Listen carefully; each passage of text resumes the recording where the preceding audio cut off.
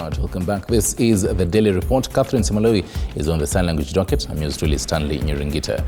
In February this year, the African Export-Import Bank, that is Afreximbank, ratified a series of initiatives designed to support Kenya's industrialization and export-led development agenda. Under the terms of the initiatives formalized at a signing ceremony with the Kenyan authorities, Afreximbank will finance the development and operationalization of industrial parks, that is IPS, and special economic zones, commonly known as SEZs, to bolster the country's industrialization and export manufacturing. TV47's Linda Alela spoke to the regional director for East Africa of Afreximbank, Kudakwashe Matereke, on the future of SMEs and the integration of the African market. Of the regional director, East Africa, that is Afreximbank, who will be speaking to us as to what then Africans are doing to ensure that, well, we win on that greatest quest of getting intra-African trade, but largely how are we aligning with the rest of the world to ensure that, of course, we boost the SMEs, we boost every other sector to ensure that we are tight and good when it comes to boosting our economy. So as we get to this conversation, we are delighted to have Kudakwashe Matereke. Thank you so much for creating time. Thank you. And welcome to Kenya. Thank you very much. I know you frequent this place many times. I come to Kenya quite often. Quite often. As you can imagine, yeah. Mm-hmm. All right, of course, the event of the day and the anticipation that we're having coming in or going to Algeria. Yes, I think it was very important for us to come here, to drum up support to get the Kenyan business community, the government, to come to Algiers and to attend the Intra-Africa Trade Fair. Kenya plays an important role in East Africa as an economy, and we would like Kenya to take part in the Intra-Africa Trade Fair because we think that it opens up the opportunity for Kenyan enterprises to expose themselves more to what else they can do to supply goods, find opportunities on the African continent, because we've been lamenting for the longest time that our intra-Africa trade levels are very low. And one of the issues that has been raised is access to information. Right. The trade fair provides the access to information on what goods are produced by other African countries and what value chains other African countries are participating in, and how can Kenya contribute to that. I know that Kenya produces a lot of tea, coffee, which they sell largely to Pakistan, but there's more that we can do to ensure that Kenya sells more to West Africa, Kenya sells more to Egypt. Egypt is already a market. And also to see buyers in Kenya, what else of the things that they're buying from, say, Asia, Dubai, Europe, can they source from the African continent? So we have got a buyers program which exposes Kenyan buyers, Ugandan buyers to identify opportunities of sourcing goods from the other African countries, because that's the way you boost intra-Africa trade. So there's a lot of opportunities there. So how participatory is this? So perhaps how localized has it been? Because then most of the times you see this great activities going on, but they're largely at that policy level. They're largely, with the who's and who's. Just how down have you gone to the people such that then we can say the MSMEs themselves are literally at the heart of the activities that are going on, of course, today and beyond as we seek to go to Algiers? Okay, so I think the way I would look at it is to say the African governments, and indeed the Kenyan government, has given Kenyan businesses the platform by just ratifying the AfCFTA agreement, because that now gives African or Kenyan businesses the opportunity to begin to trade openly with other African countries. Right. You're asking the question, how deep has this gone? But this is now the responsibility of the Kenyan business community to investigate this as an opportunity. Now, we have got organized business. We have got Keproba representing the interests of the business community here. We've got the Kenya Private Sector Foundation, we've got the Kenya Association Manufacturers, and the National Chamber of Commerce. So we think that there is good knowledge about the FCFTA at that level. But now going deeper is now to actually handhold a corporate, handhold an SME, and expose them to the FCFTA and to all the other publicity events that are happening within the FCFTA, and the trade fair is one of them. I don't think that the message is very strong, but we also need to change our mindset, because I think most of it is mindset issue, which needs to be changed, because we kind of think that the FCFTA belongs to some other place. It's not true. The FCFTA is you and I. Right. The FCFTA is how somebody who is selling avocado, who is selling fashion goods, who is selling manufactured goods, is to identify where else on the African continent can I sell. So earlier on in the panel discussion, I was challenging corporates, and I said, even financial institutions, and I said, if you don't have an intra-Africa approach in your business, and you are in the marketing team, then you are saying we shall sell our goods the way we have been selling for the last 100 years. But that shouldn't be the way to look at it. The African governments have ratified the agreement, they've given us the opportunity. Let's explore what we can get from the African markets. So we're not quite there, to answer your question. There's a lot of work to be done, and it's not going to be over. It's going to be part and parcel of the way we are going to do business if we are to make this successful. AFCFTA is a way of life, and it's probably the best thing to have ever happened, where African governments have, in a very coordinated manner, signed up to one set of agreements. 49 African countries over a period of less than 2 years. That's quite commendable. But this is being done as a platform for you and I. So at the end of the day, we are the ones that need to trade, and we are the ones that need to adopt it, change the way we've been doing things, and see what opportunities we can have on the market. And we tend to have a tendency of questioning, has it worked, has the same model worked somewhere else? How do we have the confidence that this is the way to go? How then do we contribute towards promoting this intra-African trade? How then do we understand some of the nitty-gritty details that are there for us to benefit? How do we get to convince the corporate world? How do we get to convince the MSMEs of Africa that this is the way to go? There's been quite a lot of interest based on the conversations that we have had this afternoon. How do we need to be convinced? Just as when you see how our over-reliance on the same markets has not improved our situation significantly. So we've been selling tea to the people that we've been selling tea for the last so many years. We've been selling coffee the way we've been selling, and we've been sourcing raw materials. How has that changed? Every time when there is a cycle of commodity crash in Africa, we suffer the most. So we think that the FCFTA is actually an opportunity for us to move into value-added goods, so that we convert our commodities into branded goods, because there's a difference between commodities and goods. So the FCFTA, being able to trade under the FCFTA is compelling us to improve the manufacturing. It's compelling us to improve the skills. It's compelling us to have improved the logistics around movement of goods.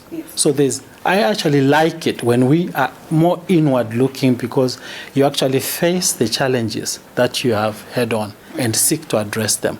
So there's opportunities that we stand to gain when we look inwardly and see what we can trade amongst each other. Okay. Yeah.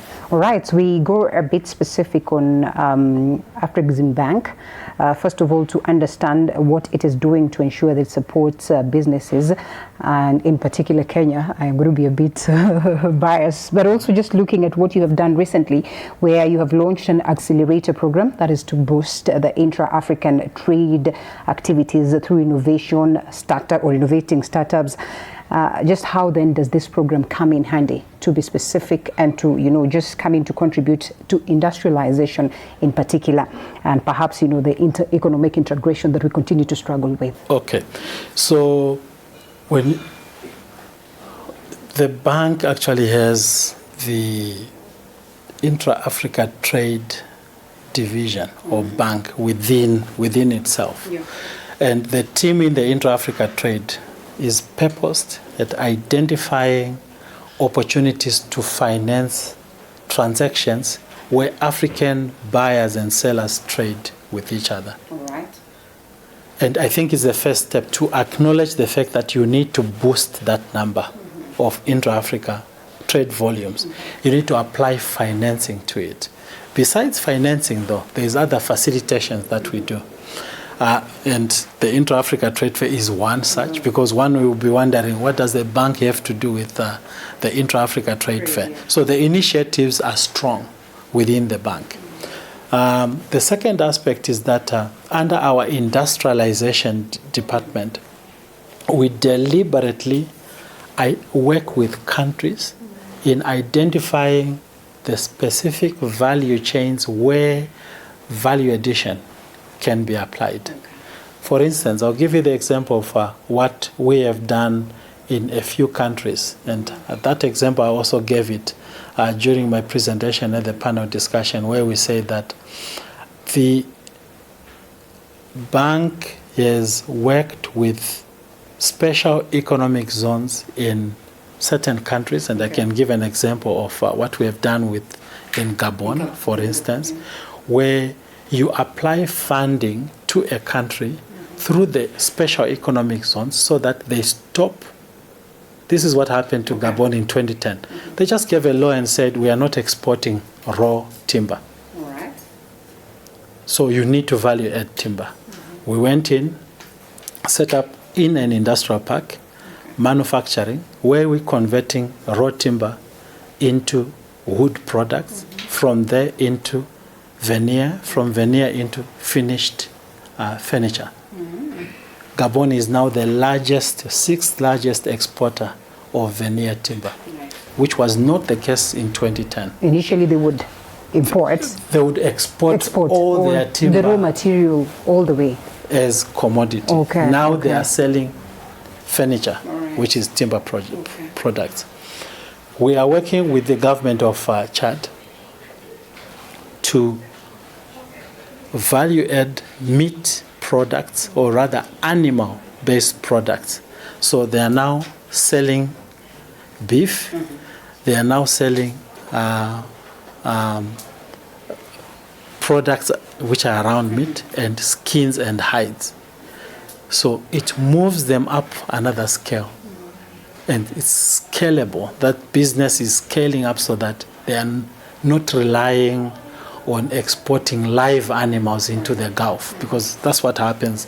Sell live animals, they get slaughtered during the Hajj, during Ramadan, etc. But you are not adding much value. So you are retaining jobs, you are retaining other associated industries within Chad. So that's what we are doing. Now, those examples seem a bit further away from Kenya, but we are getting there. With the government of Kenya, we have signed up to take up space and invest in 2 industrial parks, Dogokundu and Naivasha. We are now working to see the industries that can be operated from those industrial parks. But these are building blocks towards doing something that we have already done in other countries. So there will be, in a few months' time, we'll be talking about Afreximbank's investments in those industrial parks. What we want to do is to convert raw cotton into clothing material. Industrial parks will also have pharmaceutical investments. We shall also do other manufacturing in those industrial parks so that we retain the jobs on the African continent as opposed to exporting jobs to other countries. We are also working in the region to see what we can do to invest in other industries. But one of the important aspects that I mentioned is about the challenges to industrialization and the challenges to exports of goods on account of lack of certification and quality inspection, because when you sell goods, they have to be certified to go into the other markets.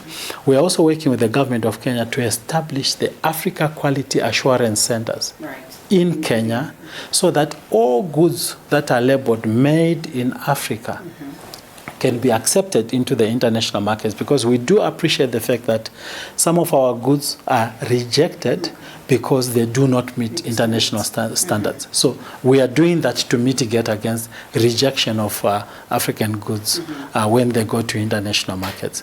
So there's a lot that Afreximbank is doing, and we are working very closely with the government of Kenya, and we are quite thankful that the government of Kenya has given us that vote of confidence, and we should be seeing ourselves in the coming few months developing real life experiences in Kenya to make sure that we get over the challenges that we are facing and boosting both manufacturing and also intra-Africa trade. All right. As we slowly grind to a close, just how is the spirit of Pan-Africanism then penetrating into this? Because we have witnessed just how much we have seen our leaders committed to making sure that we have intra-African free trade. But, it continues to be a pipe dream. It continues to be a problem. Perhaps one country is for it, the other is not. Number one, how do we get African countries leverage into, the financing factor that Afrexim is offering? But above everything, how do we get, the countries to collectively warm up to the idea so that we all move in unison? I think they've warmed up, but sometimes I think we get distracted by short-term